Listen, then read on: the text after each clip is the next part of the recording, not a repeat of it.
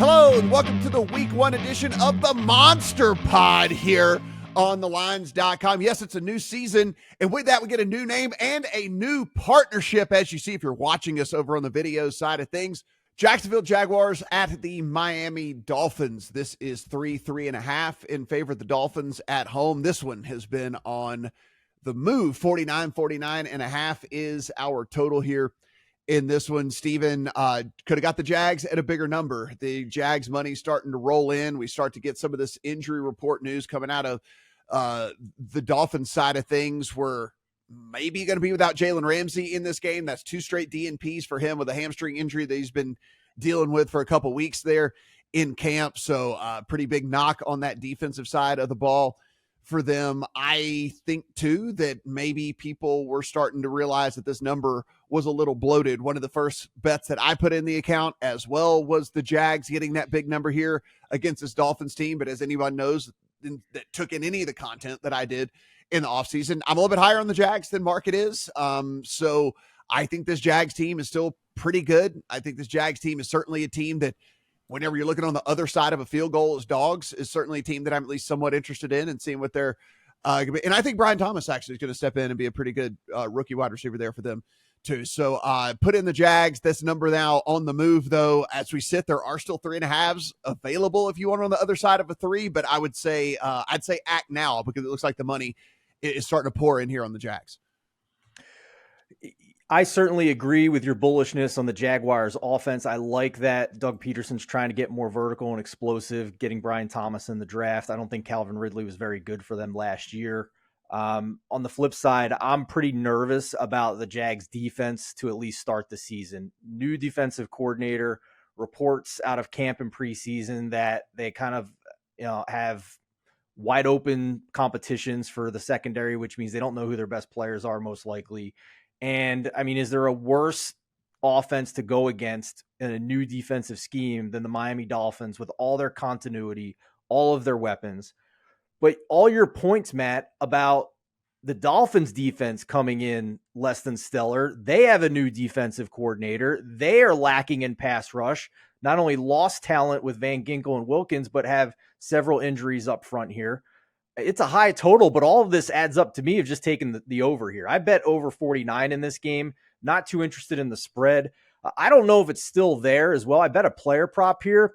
There was a rogue plus 130 on Raheem Mostert anytime touchdown at DraftKings. I'm not sure it's there anymore, but I don't think in a high total game and a guy who scored as many touchdowns as he did last year, like he should be minus every game to be an anytime touchdown for Raheem Mostert. And I don't see him ceding a ton of work, especially at the goal line, to Devon Achane. I still think Achane is going to be, an explosive 15 touch per game guy. So as long as Mostert is healthy, I think he's the goal line back here, and he shouldn't be plus money for an anytime touchdown in a matchup as tasty as this one.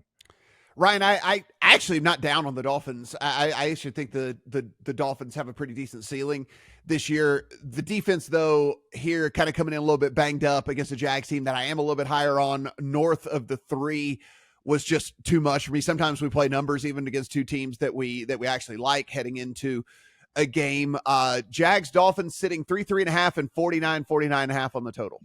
Yeah, I mean, we have to bring in our off-season takes right into week one because we don't have any week one data. We haven't actually seen these teams now, especially with going from 4 to 3 in the preseason. We see even less of the actually starter units, so it's harder to really understand what we're going to see. It's why I think we have, week 2 is so ripe for overreaction because we are seeing so much in week 1. I'm on the other side of the season on the Jags. I don't love their offseason. They played chicken with Calvin Ridley. It wasn't great for Calvin Ridley last year, but I think it was okay. And I think what he did fit really well for kind of how they use their wide receivers. I think there's some redundancy in Brian Thomas Jr. and Gabe Davis in terms of how they win. Maybe Brian Thomas ends up exceeding my expectations and becomes more of a dominant wide receiver and not just kind of a deep threat. That's how he was used often in college. I'm really concerned about the defense. Ryan Nielsen, the new DC, loves to play a lot of man. They're going to play a lot of nickel. That is terrifying against Miami. And he's been a guy that's like, this is my scheme. He's not this is what we kind of like to do. We'll adapt a little bit. It's just like, we're going to do what we do, and we're going to try to win that way. They let Darius Williams walk. They let Rashawn Jenkins walk.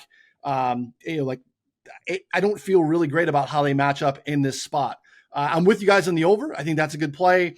The Jags actually have a pretty interesting, like pretty clear splits when they are in neutral split, or like basically the game's tied or even trailing by a point. They become super pass heavy. They were second in the league in pass rate over expectation when they were down by even 1 point. And this is both with Press Taylor, and Doug Peterson. So that's another thing. Like that didn't go very well last year. Who's actually calling plays? I don't know really how that's going to work.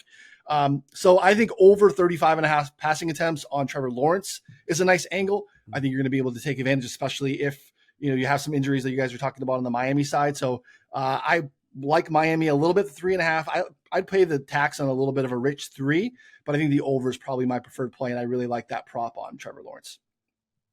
Ryan, cannot be more excited about this partnership with you guys, and glad to have you on here every other week with us breaking down football games. Be sure and check out 4for4 if you guys have not done so already. Go over there. All of their great work, not only on the betting side, but also on the fantasy side of things. And Steven, as we say each and every week, everything we do absolutely free. So hit that subscribe button, head to lines.com, take a look at everything that we've got going on over there. For Ryan, for Steven, I am Matt.